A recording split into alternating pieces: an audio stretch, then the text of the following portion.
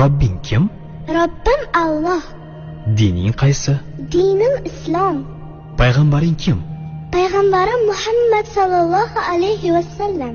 Kitobing qaysi? Kitobim Qur'oni Karim. Tilaging nima? Tilagim iymon. Qiblang qaysi? Qiblam Kabatulloh. Millating qaysi?